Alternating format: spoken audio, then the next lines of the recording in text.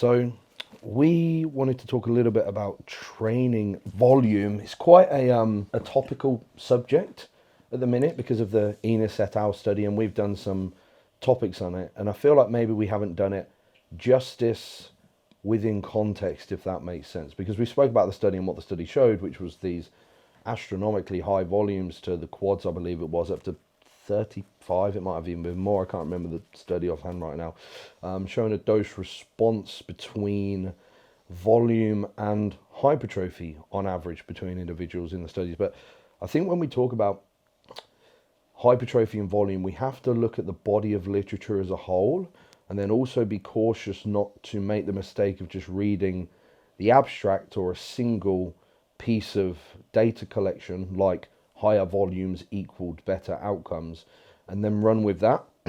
So in reference to the whole body of literature, it gets quite interesting, and it gets really interesting when you look at the statistical analysis in the studies themselves. For example, if you compare, and these aren't the actual numbers because I haven't got the study in front of me, but you know, individuals using, let's say, 12 sets per body part per week or 12 sets of quads per week up to, let's say, 35. What is the magnitude of change there? What is the change in cross-sectional area, or I believe it was muscle thickness that they analysed in the study? And we're talking less than a centimetre, or may have been just over a centimetre of difference. So if you want to triple your volume to potentially, and I will come back to potentially, gain a tiny amount of additional musculature in a specialization program, if you're a pro or something like that, maybe that's worth it to you. However, what's also worth noting is a couple of things. One, there's a large inter-individual component. There absolutely is a great variance in response in individuals in these studies. Some individuals are noted to lose muscle as volume increments higher, so volume is clearly inter-individual. And also there's other studies that are, in my opinion, better controlled, like they include washout periods and things like that, than the Enos et al. Study, that showed comparable growth in the individuals in the study from sort of 12, 16, 18 sets per week. As some of these studies, like Brad Schoenfeld's study up north of 50 sets per week, or the Enos study north of 30 sets per week, we see comparative outcomes. And the strength of the individuals in the studies is important. If you look at these individuals' bench press performances upon enrollment to the study, squat performances upon enrollment to the study, generally we see a trend that the stronger the individual is at the beginning of the study, the more favorable outcomes they have within this sort of lower volume framework. And it's also important what the individual was doing prior to the study in terms of resistance training. Now, there are researchers that control for this and escalate up from there. So there's so much contingency and context on these studies that we have to apply. Ultimately, I think it comes down to the individuality of volume, and also for the fact that I still haven't seen good high quality evidence to suggest that this 10 to 20 set per week metrics that we use is no longer feasible, even for people looking for maximum outcomes, or maybe for some body parts like the delts or the biceps or something like that, maybe like a 12 to 24 set region is applicable. We just don't have that data to work with yet. So I just think we need to apply context across the whole body of literature. I think we were chatting about this before we sort of jumped on camera, there's so many other variables which, and obviously it's impossible within a scientific study to control them, but we're looking at what exercises are we doing. Again, the strength, the proximity to failure, is that consistent across multiple data sets? And obviously those things are being controlled within the study, but from the application towards our population, is that a true, what we would consider 1 rep in reserve, 2 rep in reserve? Are we talking about, is that the best the athlete could get? And what I like to do as well, I try and look at the data, look at the real world. If there was this huge disparity whereby we're seeing massive improvements in outcomes with double set volume, as Joe mentioned, or triple set volume, more people would find themselves naturally doing that, I believe. I think people are, within the bodybuilding community, people tend to view us as pretty dumb, but they're pretty good at getting their own data and getting feedback on that. We've got an enormous body of research looking at people who are low volume trainers, training at very high intensity, getting absolutely enormous. And you can talk about drugs, you can talk about this. Everyone's doing that. So is it the fact that all training works? Is it the fact that low volume is inferior? I don't think we're seeing that. I think that 10 to 20, and I think that's been around for a very, very long period of time.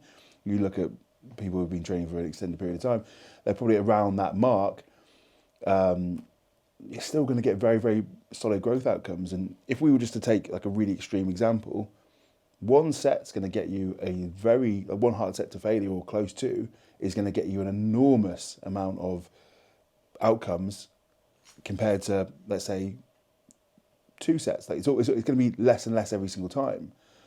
Is there a point at which it's like any more is kind of pointless? And then we start to think about how are they measuring that difference? Are we just seeing localized inflammation or anything like that with the testing measures we're using? What else are we looking at? Yeah, we obviously haven't found the dip of the inverted U yet, but how strung out is this inverted U? Because it doesn't look like this. It looks something like this. So you're getting like really minor increases as volume gets higher, which again may be worth it to you, as long as it's not a huge time sink or it's massively fatiguing, something like that. It may be worth it because there is clearly a dose response there, but an inter-individual one, really important point. Is it worth going to these 30 sets or something? You look at a bodybuilding stage, there's discrepancy between the physiques, but they all readily gain muscle and they're all hypermuscular individuals. But you've got people train with 8 sets per body part per week, 20 sets per body part per week. The variance is huge. It clearly all works. As long as we're within some kind of working range and you pay attention to your own stimulus proxies, I think is the most important thing, then it's going to work anyway.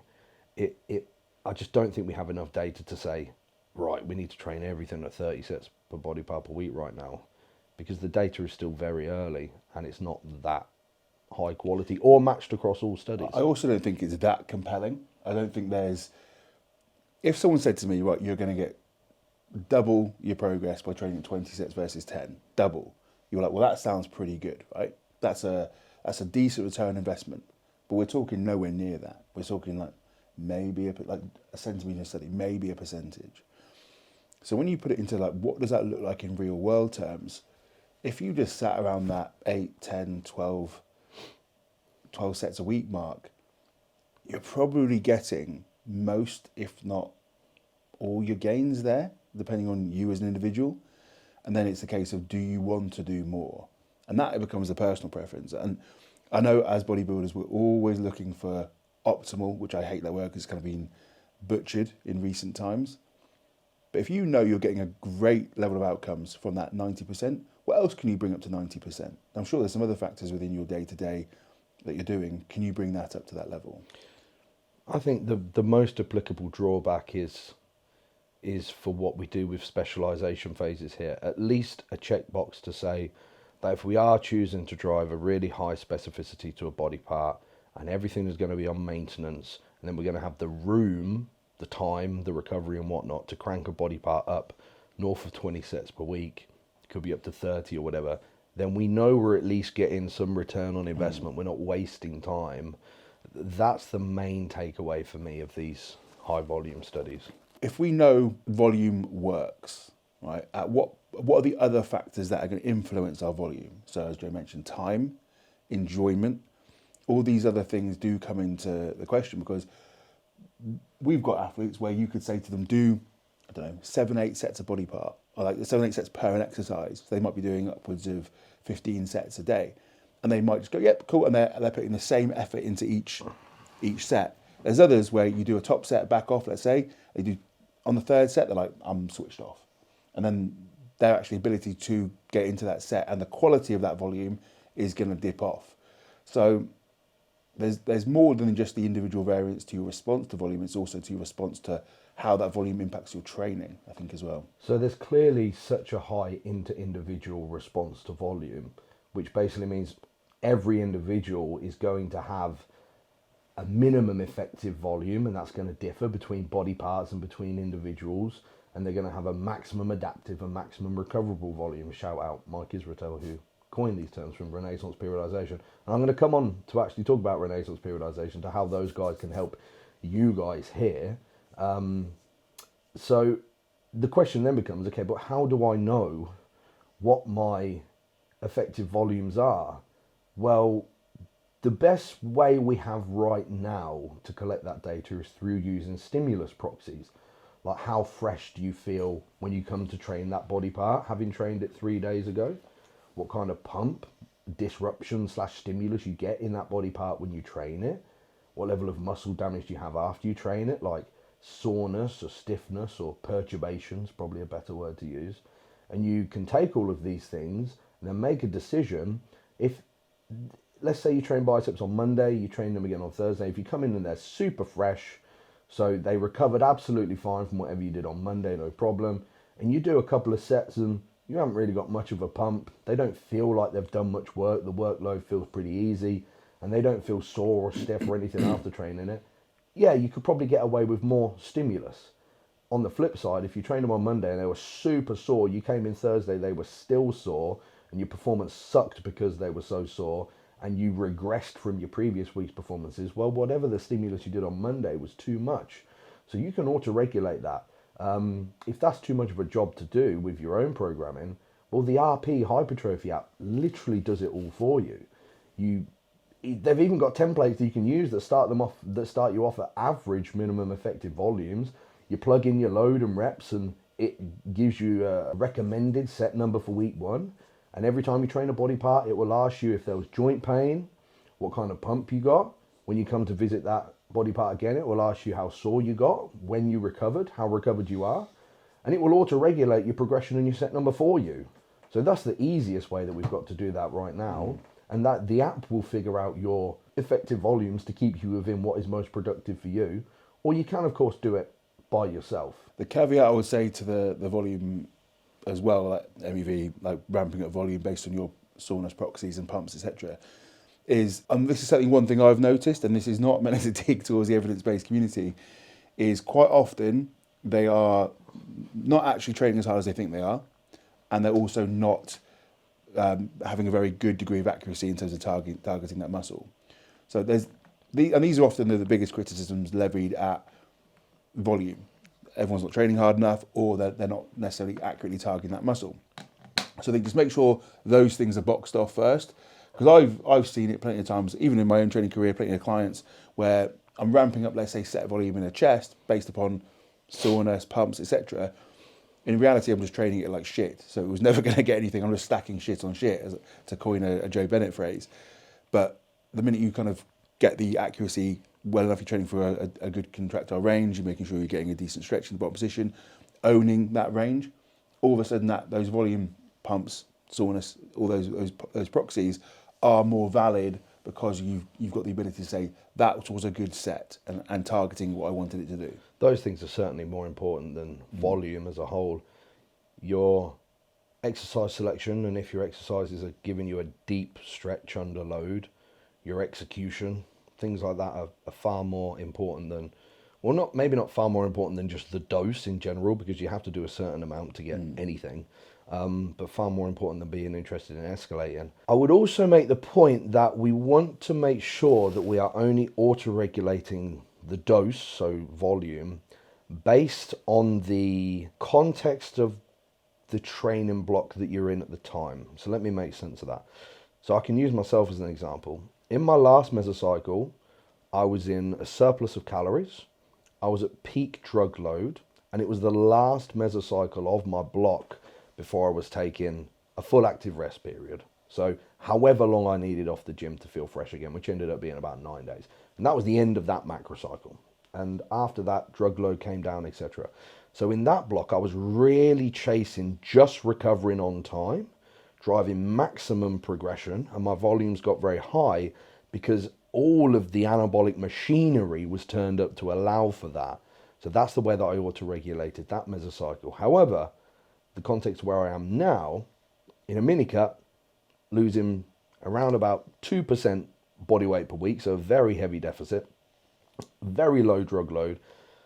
It's a quarter of what I was using in my last mesocycle. So now I don't have any intensifiers, it's just straight sets, so that's another kind of volume density metric.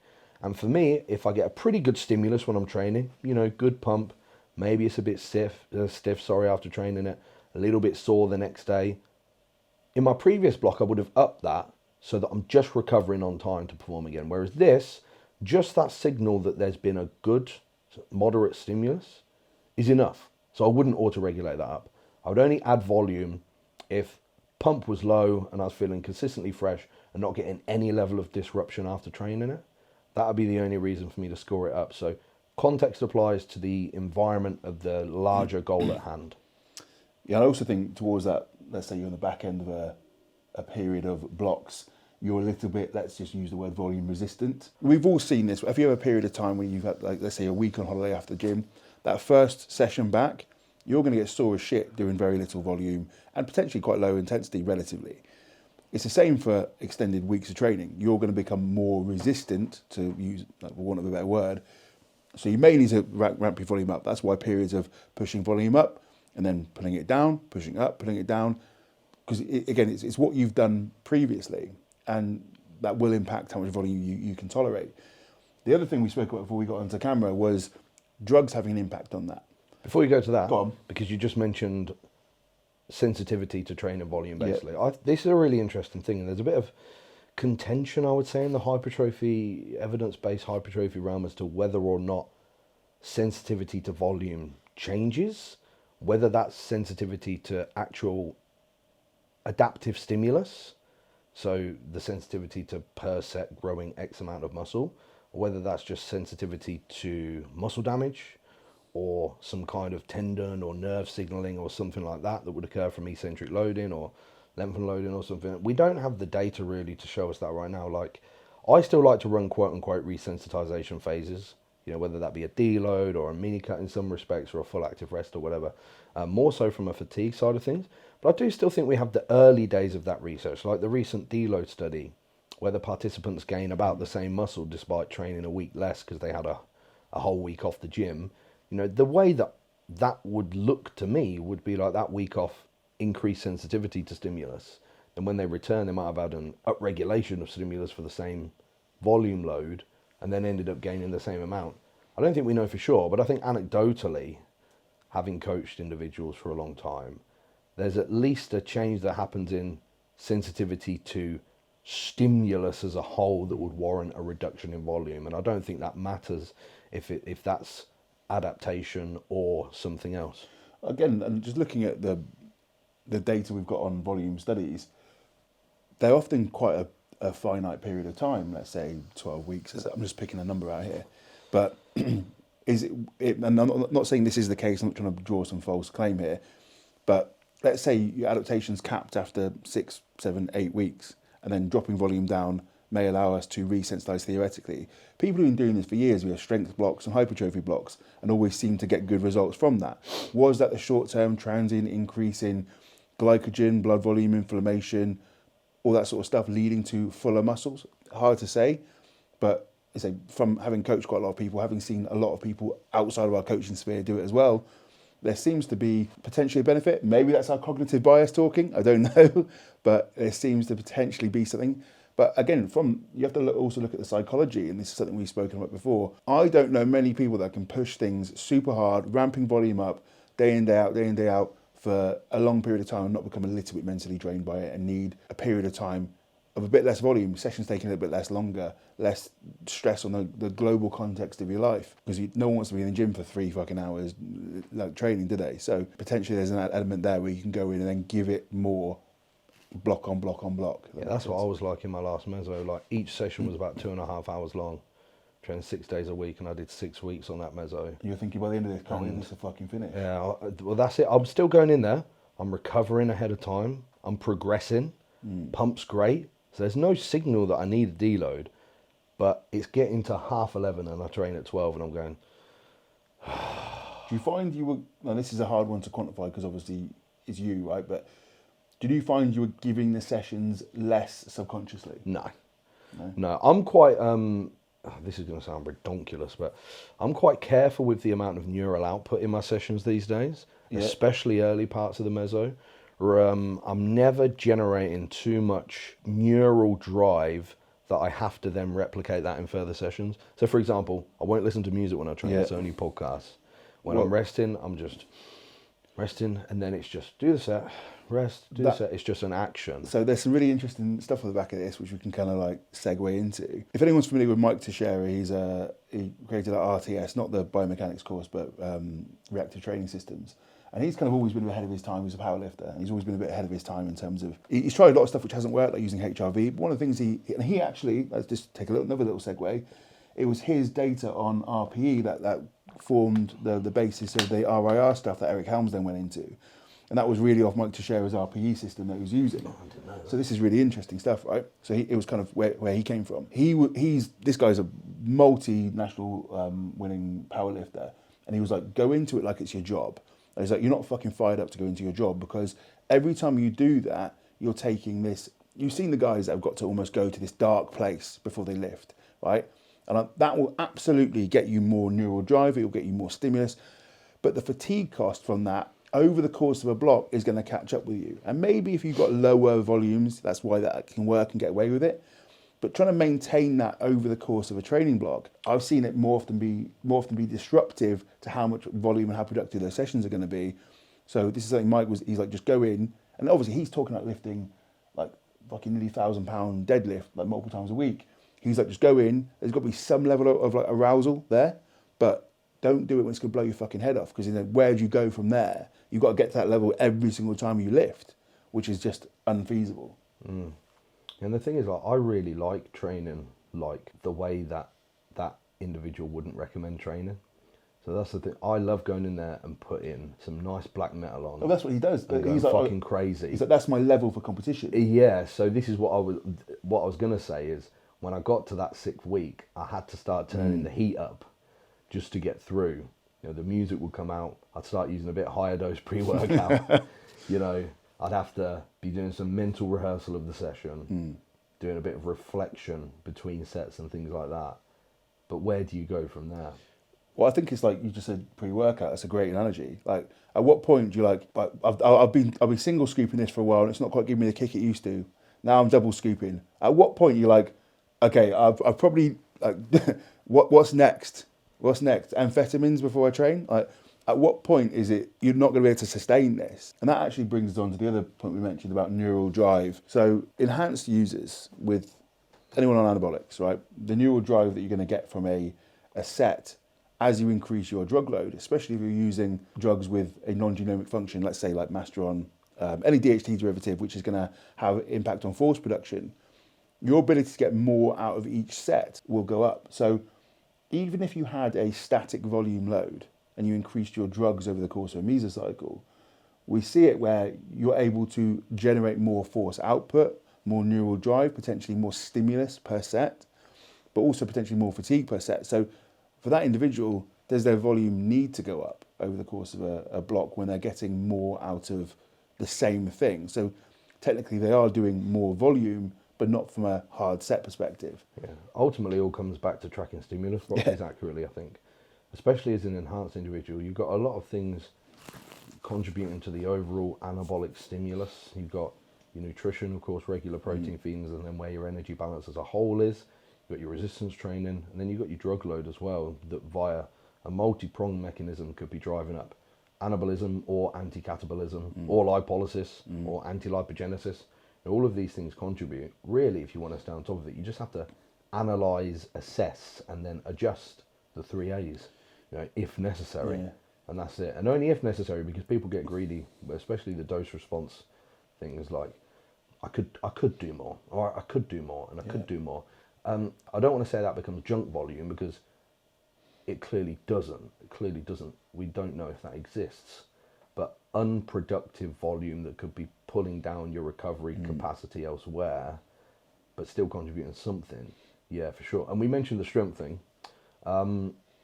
Absolutely, at least anecdotally amongst clients I've seen, as individuals get stronger, their volume tolerance or effective volume span comes down, which you'd just expect because they're creating more mechanical tension per set, right? But this is also replicated in studies, like I mentioned first. It's so important that you read the whole paper when you're looking at these things in applied context, because across the body of literature in hypertrophy, generally the studies using on average stronger individuals, you'll see lower volumes having a greater magnitude of effect. Like you could compare that ENA study with, I wish I could remember the name of the author. When I've read his papers, you're looking at comparable outcomes from like 18 sets, or it might have been 16 sets a week to these 30 plus sets a week. And it's probably because the individuals were stronger, and also for the fact that, in my opinion, those studies were better controlled. And it's also the exercises they're doing as well. Like, speaking again, we've got to use a little bit of anecdote here. The way the bodybuilding industry has gone is we've got more and better availability of kit, which is going to allow us to target that muscle group effectively, as opposed to doing a barbell bench press because it's easy to do within a study. We've got some fantastic bits of kit. Like we can say, if I go onto a Nautilus pull down, I'm probably going to get a bit of a greater lat stimulus with the way I can set the machine up, set my body position, than I'm doing a weighted chin up. Right, I'm probably going to get a more favourable growth outcome over time, and that's going to affect my volume as well. So there's so many factors which are going to influence that number. The problem you've got is everyone within the space is going, "What's the number?" You go, "Don't fucking know." Right? Let's start off here. Assess your metrics. How does that tie into the global context of your diet, training, sleep, stress management, all those factors, and is it working? You're always chasing this invisible perfect, so you're never going to catch it. So you're doing enough, and you're happy with that, right? If you're not, what of all those elements can you improve on? It isn't just adding set volume in. That isn't just the panacea and the cure-all to these things. Are going, yeah, do that. Yeah, add in 10 more sets, mate. You're gonna grow like fuck. There's probably a million different things you can do. So just don't fixate on this one element, which obviously we want to look at. What's the ROI? Once we hit a certain point, it's a diminishing ROI. Let's flip the topic a little bit. Somebody had asked me about modafinil, right? Which is quite timely because we were just talking about modafinil before filming, and the person had basically said to me, it's a coach, and they said they're using modafinil a couple of times a week, 1 to 2 times a week, I think he said, on their busiest check-in days. But the days following their modafinil use, they're feeling a lag. So, and what would I do about that? I mean, obvious answer is not to use the modafinil to get through the day in the first place. But if a potent stimulant, or a potent dopaminergic drug is required, then I would say, so let's look at the molecule itself. Modafinil has quite a few interesting actions, but primarily it's acting like a DRI, a dopamine reuptake inhibitor. So that's holding dopamine in the brain for longer. And because of that, there is going to be a decrease in baseline dopamine, potentially, I don't know this for sure, somebody might know, potentially some desensitization of dopamine receptors that might happen acutely and things like that. So what you're feeling is, I mean, it could be fatigue if you're not sleeping well or something like that, but it's most likely driven by just your baseline dopamine coming down. So there's a few things that you could do about that.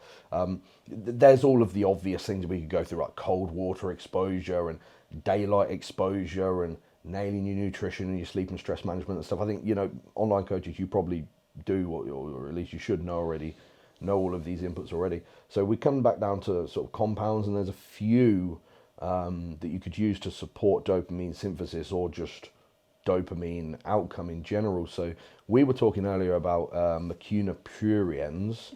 So I won't go too heavily into what this is or whatnot, but some amount of mecunopuriens is going to be L-DOPA.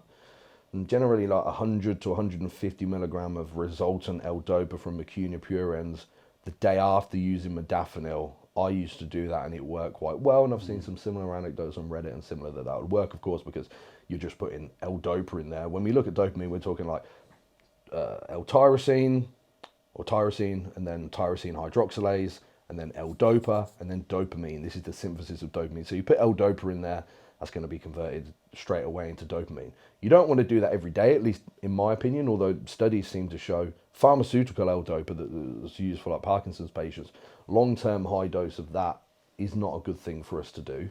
But Mecuna, chronic use, doesn't seem to have a big issue, but I just don't get a good feeling about using just like raw dopamine every day. But the day after modafinil, a couple of times a week, I could see that working well. And something else that me and Matt do, because we're quite interested in the nootropic space, is you could look at other molecules that support the production function or upregulation of production of dopamine, my choice here would be bromontane, and I imagine that would be your choice too.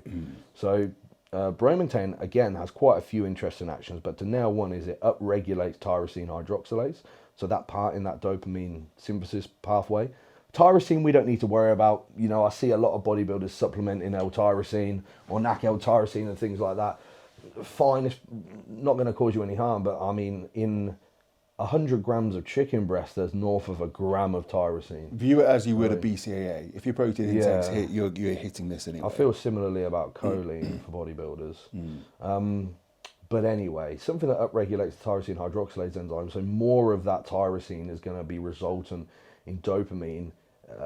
I would be much more comfortable recommending that as a daily user, because the research seems to show that there isn't any issue with that. Just upregulating the enzyme itself doesn't cause any dopamine receptor desensitization and whatnot. That would be one that I would just have in for any individual using modafinil for sure. I was going to say, what's your thoughts on 9-MeBC as a dopamine reset? So 9-MeBC is one that I'd put in the interesting but not definitive on the data.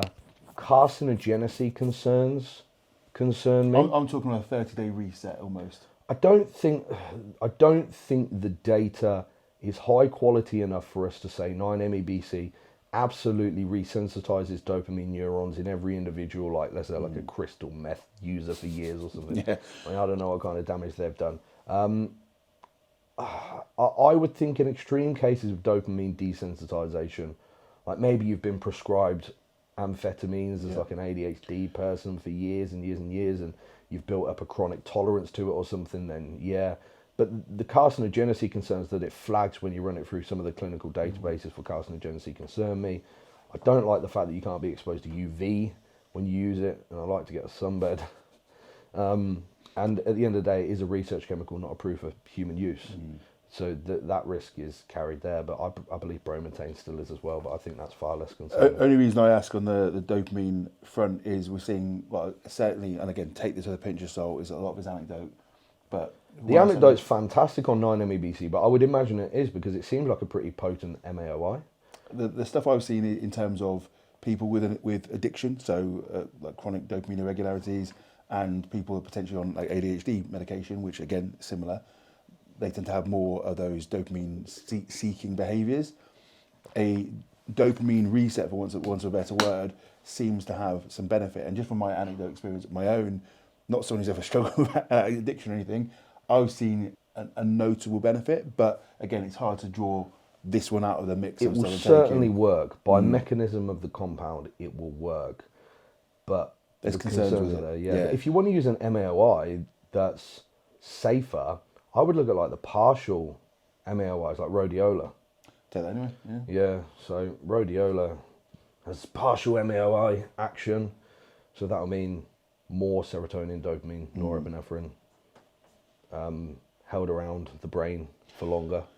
I think the main bodybuilder thing to be looking at nootropics wise, with the small amount of data that we have on androgen mediated neurotoxicity, is probably glutamate, like clearing glutamate or upregulating GABA is probably the line that I'd go down. So NAC is fantastic for that. Lithium orotate, which we've posted about a ton on Physique Collective, fantastic for that. Infrequent use of agmatine. Could I make a recommendation for infrequent therapeutic ketamine use? Maybe. I'm pretty fascinated by the data on ketamine and NMDA receptor antagonism and what that does to AMPA receptors further downstream in terms of neuroplasticity. I am a little bit concerned with how NMDA receptors negatively impact learning and cognition long term, but I think infrequent use of agmatine sulfate or ketamine, this isn't a recommendation to use ketamine. It's the purpose saying here, guys. Is clearly has pretty robust clinical significance and is in widespread treatment for anxiety, PTSD, chronic depression, treatment-resistant depression, things like that. I was going to say we're like, I look at Joe as a canary in the mine, and I'm basically diving down afterwards, and we chat a lot about nootropics. So I was someone who's used a lot of these stimulants before, And we were actually going to chat before, and I said I'd never do it again, because anyone that's using these things like modafinil, like dexamphetamine, yes, you have a focus there. Absolutely, we're not going to deny that, but you likely find your sleep is disrupted. Right? That night, it will certainly be disrupted, and the next day there is this dopamine hangover, let's call it, and you can play around and try and fix that L-dopa, all these things, but ultimately you're in this give-take scenario. You're constantly in a give-take, and moving away from that to more things like bromontane, like taking lion's mane, like making sure you got adequate dietary choline, all these sorts of things. If you've tried that and then you compare that experience to, let's say, modafinil, it is a night and day experience based on at least the limited data we've seen, to potentially have some massive upsides with regards to neural function, brain health, all these things. So how do I feel on this? Well, I feel personally focused as hell, and I'm locked in. Verbal fluency's increased, all these factors which we kind of use to assess my cognitive abilities. And then you say, I haven't got this hangover and I'm not wired out of my fucking mind half the time. Well, actually, it's a net win. I do tend to believe that people just take these drugs, as in the stimulants, because all my mates taking it, and I felt I was awake from it. It edges into recreational use, these things for me, like show days or expo days, like taking amphetamines. Like I've done that probably hundreds of times. And I think if you're really interested in your day-to-day function, not only your work capabilities and productivities, but also your relationship with the people around you, your sleep quality, your mindset, how you feel within your own brain, as holistic as that sounds, is far more important. And if you put some time into studying some neurochemistry, looking at what high quality data we have on some nootropics or adaptogens, figuring out which ones suit you for your needs and your own individual brain chemistry, which is something that I've spent a long time doing, and then maybe have some acute use nootropics for when needed that don't put you in a deficit like modafinil. Maybe that might be some of the racetams, for example, like fasaracetam or phenylpiracetam or aniracetam or whatever you need. You guys can do some research on those. Or even like a mecunopurins. I use that as needed, maybe on 3 of my most busy check-in days. But there's absolutely no deficit. But the most important thing is where I've got my stack design, we'll say, of things that have some kind of neurochemical effect is such that the previous issues that I had, which was mostly anxiety and obsessive racing thoughts about everything I need to get done, and stress, because I never really had a problem with dopamine drive, I would say. I've always been able to sit and work for an endless amount of time and focus and learn, no problem. But now that I've got those things in line, not only are my check-ins better and my work is better, but my enjoyment is better and my relationship with people around me is better. And I think that's the way to go with. It's not like, here's the drug for everyone. Modafinil, just going to take that and you'll be cool. Look, modafinil's super potent and it works. And if you've got a load of work to do, yeah, it works. Or if you need to do a random all-nighter for something, yeah, that's probably, I've still got some, it might be break glass in case of emergency. But, on a weekly, even monthly basis, I can't even imagine needing it because my productivity is so good with what I have. And again, using the analogy we said about training, like being fired up all the fucking time. It's great for a session. It's great for the last week of that block. It's shit for the entire training block. And it's the same with modafinil. And just for a moment, tell me if this sounds like you. You take it and you're locked in, right? Your productivity is going through the roof. But the minute someone is talking to you, buzzing outside that noise, instant frustration because you're like, why the fuck are you distracting me from my locked in task? Later in the day, your productivity starts to decline a bit and you start to get anxiety, a bit of jitters, thinking, I'm not being as productive as I was, right? You get to the evening, you can't fucking sleep because you have this massive dose of a stimulant. You're lying there at night going, can't fucking sleep, right? What do you do then? Take a Valium, start again the next day? Well, that's a great, I'm I'm going to do myself in here, but I'm going to give an example just to show that we are human. So I've just released my Yahimbine ebook, right? And I've been really busy. And I had a Sunday that I set myself the task of finishing 2 chapters on it. So I got up really early, got up 3:30 in the morning and walked the dog. I mean, I only get up at 4 anyway. Walked the dog, took my modafinil before I left. I said, right, I've got until 4 p.m. to get this done because I'm going out for dinner with Jazz and her mum and her gran and her mum's boyfriend, right, to this really swanky place. I got the chapters done. Had the binaural beats on my, you like that? Had the binaural beats on. And it's got to 4 o'clock and my work's done. Now you're stressed. The last thing I want to do is go for dinner. I can feel my heart racing. I'm anxious about it. I don't want to have to put a nice shirt on. We had to go and pick Jazz's gran up. I'm panicking. You're stressing about what shirt you've got to wear. Yeah. It was just a nightmare. So what do? Took a couple of benzos. Yeah. Okay, after that, got to the dinner. Cool. Then what? No problem. Yeah, but then what? Exactly. So you get stuck in a cycle. Yeah. You know, the next day I felt terrible. And you know, the amount of coaches I speak to that literally go on, it's modafinil, Valium. And I was like, you sound like something from fucking Wolf of Wall Street. You got uppers and downers.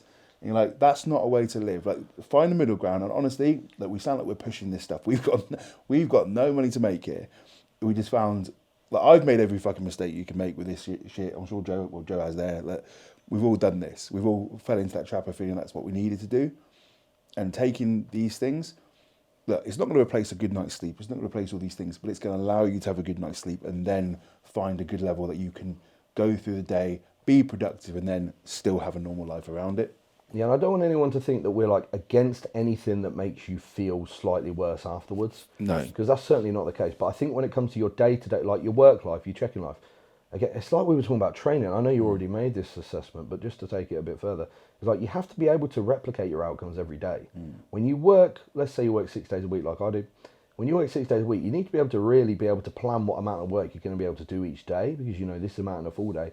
If one of the days you take a modafinil and you just get all your work done, we've got to do that again next week, and next week, and then the next day start suffering, That wouldn't, to me, be comparable to, like, let's say you choose to use recreational drugs once a week or something, whatever it may be.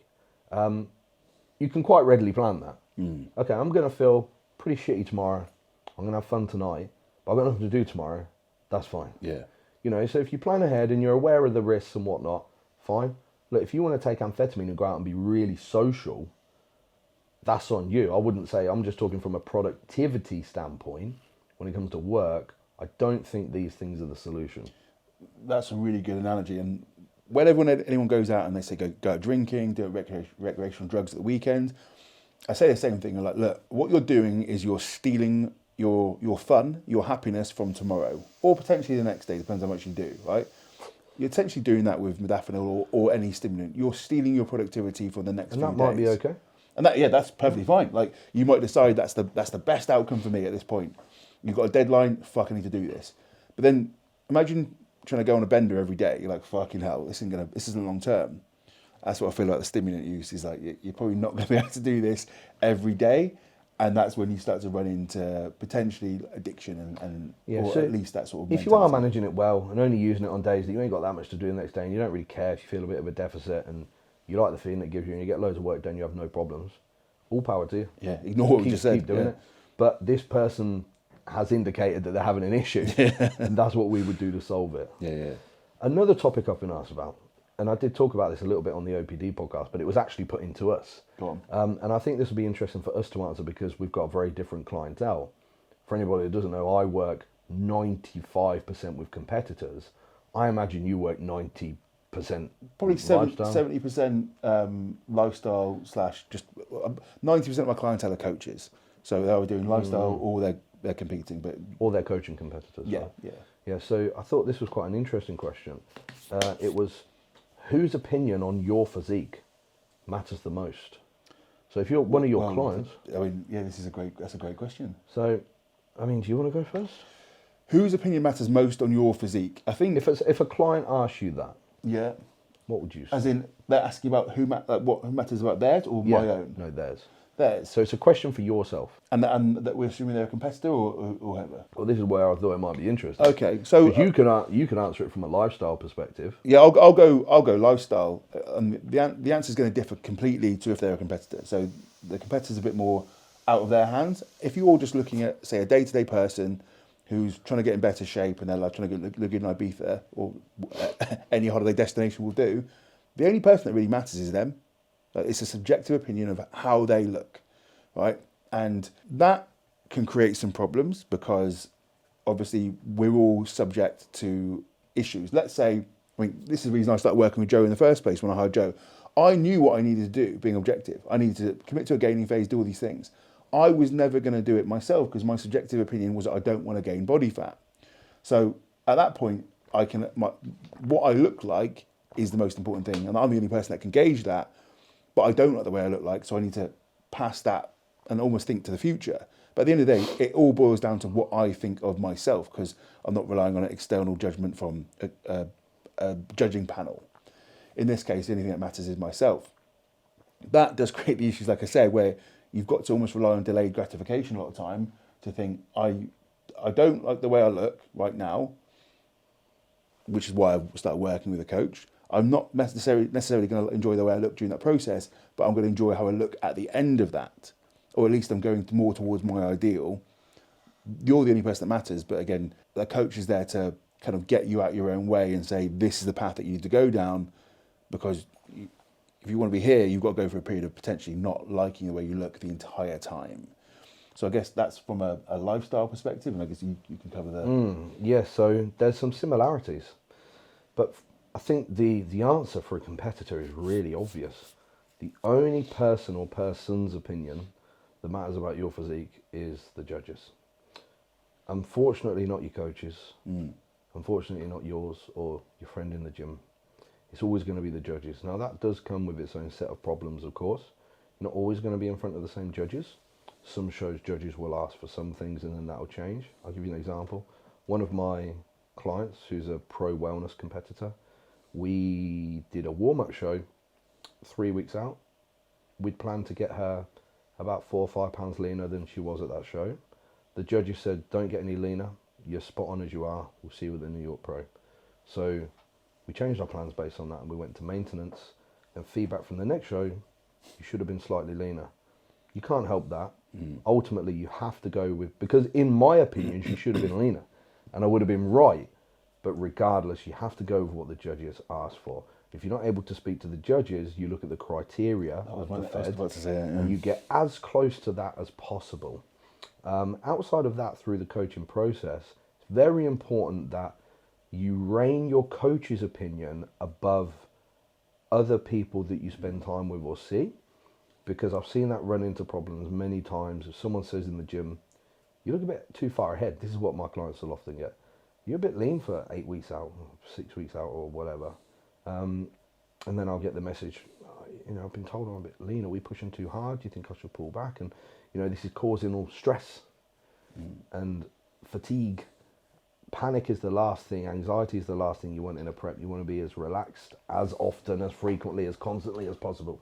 So don't listen to anybody apart from your coach in that process, because that's the person that's got the long-term vision and is projecting the adjustments that need to be made.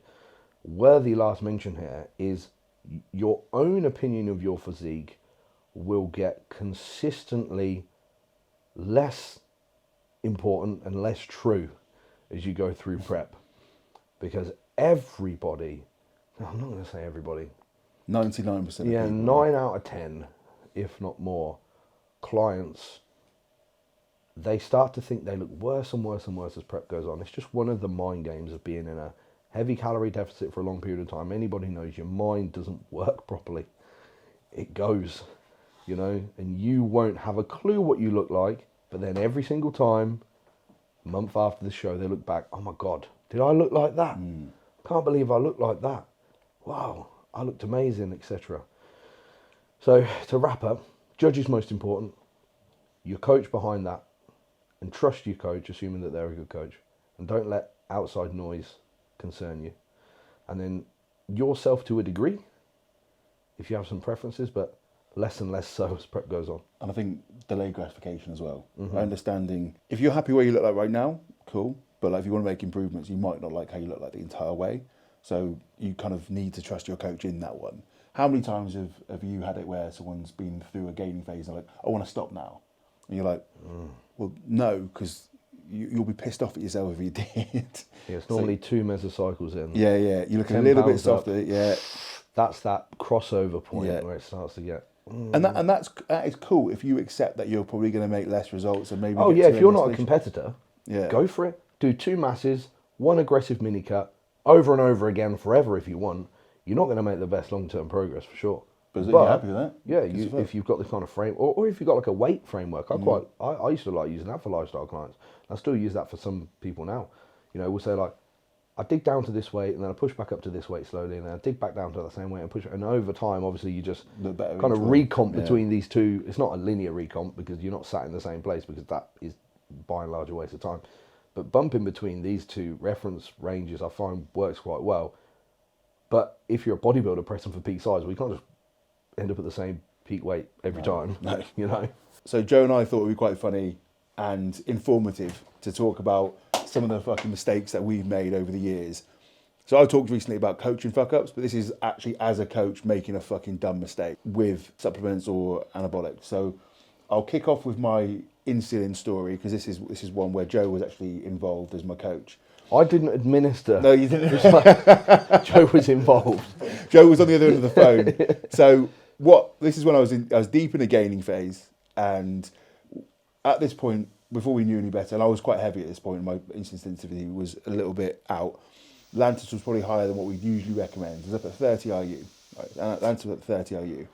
And I kind of got out of bed, bit dozy, and I've gone into the fridge to try and grab my insulin. And I'd always, and if you've ever seen a Lantus pen and Nova pen, they look completely different. One's grey, one's blue, typically. And I usually inject myself, wait half an hour till that sort of hunger builds up, then have meal 1. So I've injected myself what I thought was Lantus, and I've gone in the other room, started doing a bit of work on the laptop. And half an hour later, my vision's just gone, and I'm like, "Fuck! I'm having a migraine. This isn't normal for me." So I've gone in the front room and go, "Oh, I wonder what my blood glucose is like." And at this point, I'm shaking, sweating, like fully, like as if I was in the middle of a sauna. Blood glucose 1.5, and I've gone, "That's not particularly great, is it?" So I've like, what have I got in the house that I can get some carbs in? Because at this point I'm shaking with sweat. So I just grabbed a bag of Haribo, smashed it in, massive bowl of cereal, and I just text Joe saying, "Joe, blood glucose 1.5, injected Lantus." And he was like, "Fuck, are you Didn't I okay?" say, are you sure you didn't accidentally pin Nova up? To this day, I'm still unsure. I must have done Nova Rapid, right? I must have done 30 IU of Nova. But I have heard of this happening. I have heard of Lantus acting like Rapid. I think I must have got a blood vessel or something. But I'm to this day convinced it was Lantus. But it acted like Nova, and I was instantly going hypo. And I'm literally shoveling in like 700 grams of carbs, trying to make myself feel better. With every 5 minutes doing this blood glucose monitor, seeing it slowly ramp up. But for that period of time, that was probably the most uncomfortable experience I've ever gone through. And when I say I'm shaking and sweating, I might as well be in the sauna. I sweated completely through a hoodie to the point you could have wrung it out. And it was a very dark moment. And then I was living with my then girlfriend at the time. She comes down and sees me in an absolute mess. Like a pool of sweat. Shoveling Haribo into And your mouth. she's like, what's wrong with you? And I've gone hypo. And she's like, she goes, It's "Why- 4 a.m, Matt. Why the fuck didn't you tell me?" And I've just gone, "Because you'd react like this." Because I knew you'd be panicking about me being a dickhead. So I didn't want to tell you to worry you even further because you were in bed. So I just thought, I'm going to leave you to it. I'm going to sort this situation out and hopefully be okay by the time you come down. I was not. So I had mass anxiety thinking, am I dying? Being shouted at from a girlfriend for giving her anxiety. And then I've got Joe on the other side like, "Are you okay?" I'm like, "Fucking hell, don't do that again." So I always advise people, even if you're going to do Lantus, firstly, make sure it is Lantus. And then secondly, always have some carbohydrate on hand just in case you fuck it up like me. Tell you all your Himbine story. Yeah, mine's bad. So timely for the release of the Yihimbine ebook. So this was about 8 years ago now, and this was before we had such like ready access to yihimbine through UGLs. It's quite rare back then. America had it available, and you could order the Primer Force yihimbine from It's hard to America. get hold of, though. Yeah, so what I was doing, and I wouldn't recommend anyone do this, is I was just buying raws. So that for anybody that doesn't know, raw just means like the powder itself from China in bulk. So I'd get like 2 kilos of yihimbine as powder, and I'd weigh it on my milligram scales and just toss and wash it. If anybody's into the... Nobody should know what that means, by the way, unless you're recreational drug users. You know what toss and wash means. So I would just dump it in my mouth and drink it. So one morning, just normal stuff. I've been doing it a while. This is a really silly mistake, but I'm sure anybody could make it, but it's very silly. I put my yihimbine on my milligram scales, take it, whatever, have my caffeine, and I go upstairs to get dressed. I'm getting dressed, come downstairs and putting my shoes on, and I'm like, I feel a bit weird, like. I remember saying to Joe, I was like bent over putting my shoes on. We was living at my dad's house at the time, thinking, oh, I feel like a bit dizzy, like a bit odd. And then I got really hot. And I was like, bearing in mind, this is only like 15 minutes post, right? So I'm just getting an inkling of what's to come. I'm like, this is weird. And then I was sort of still bent over my shoe, and I was like, it kind of dawned on me what I thought happened. So I ran back over to my milligram scales and I pressed the on.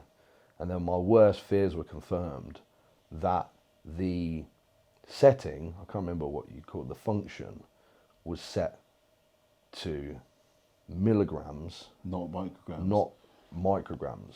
So I'd been weighing out 250, right, on one setting for 250 milligram, for 25 milligrams, sorry. It turns out I took 250 milligram, which I should have known better, because I remember dumping it on there and going, this looks like loads, but I'd only just got out of bed.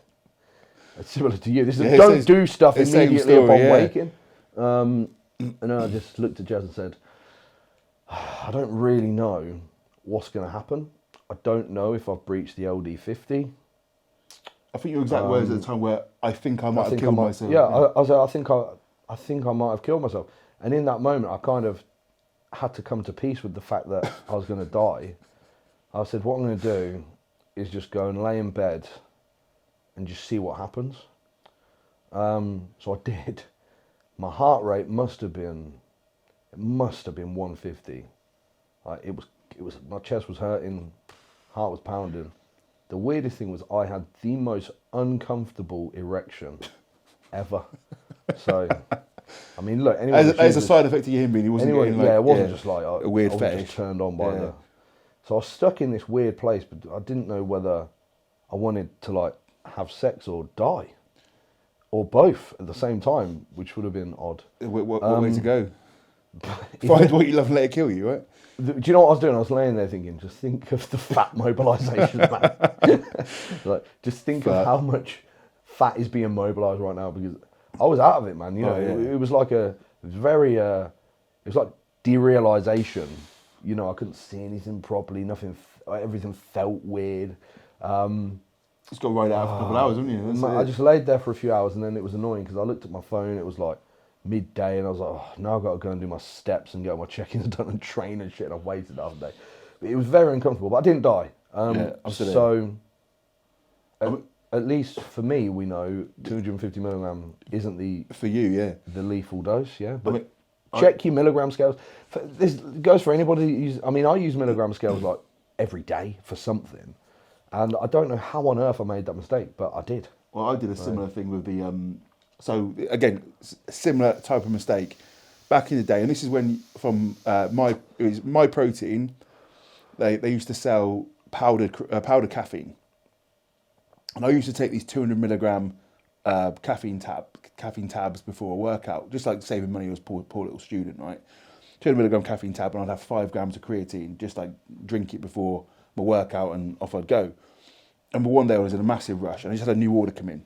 So, assuming I'd ordered 2 things, tablets and a powder. So I've gone in, not even looked at the package, grabbed the powder, brought it out, 5 grams, weighed it in my drink, drank it. Right, grab my tablets, pick out second bag, creatine. And I was like, okay, 5 grams of creatine, off we go. And I hadn't twigged it at that point what I'd done, similar to you. I was driving to the gym and I started feeling a little bit weird. And I was like, hang on, I've had so I'm at 200 milligrams. I've had 5,000 milligrams now of caffeine. That's 25 of these tabs. And I was like, okay, as a quick maths, that's 33 monsters in one go, as a quick mathematical calculation. So I started warming up in the gym, and I'm seeing all sorts of colours. I'm getting palpitations. I'm feeling like shit. So I walked to the front desk. No, before that, I've looked on the internet. Minimum recorded death of caffeine, 2.4 grams. And I've gone, well, I've had double that, so I'm probably in a bit of a pickle. So I've walked over to the desk, and I'm pale as a sheet at this point. And I know the guys behind the desk, and I said, can I use your phone for a minute? Because mine wasn't really working. Can I use your phone? Yeah, can I use your phone? And I said, they said, what have you done? I said, I've overdosed on caffeine. So I called NHS Direct. I said, this is what I've done. I've had 5 grams of caffeine. He said, how confident are you in that? I said, well, extremely confident. I didn't want to say I weighed it, but I'm 100% confident I've had 5 grams minimum, right? They're like, are you having palpitations? Yes. Is your heart racing? Yes. They're like, we'll send an ambulance. So not only have I got to deal with the pain of feeling like absolute shit, all my mates at the gym have seen this ambulance rock got up. the embarrassment. And me getting... What did he overdose on? Caffeine. Yeah. So I've gone into this thing and they put me on the heart rate monitor on your finger. Heart rate was 190 lying down. And my heart is going. And at this point, I'm not sure if I'm going to die, right? I'm like, fuck. Do you know that anxiety you get from a bit too much caffeine? Imagine that times 1,000,000. So I've got go to hospital, get an ECG, everything. They're like, look, you're not going to die, but you are an idiot, and you're going to have to just wait this out. Maybe that's why I got bloody AFib now. Yeah, maybe. Not an AFib anymore then. But yeah, basically, I had to keep me under obs for 5 hours. The next day, I have never felt so shit in my entire life. It was like a caffeine come down from hell. Like, you get caffeine withdrawal headaches. I've never had anything like this in my life. One of the worst things ever. And that actually happened similarly in a university study where they meant to give them 300 milligrams, I think, and they ended up giving them 3 grams and everyone got taken to hospital. I was thinking, at least it's not just me. But basically, don't be a dickhead and get powders and try and weigh them out because it will probably go badly. That was, peak times.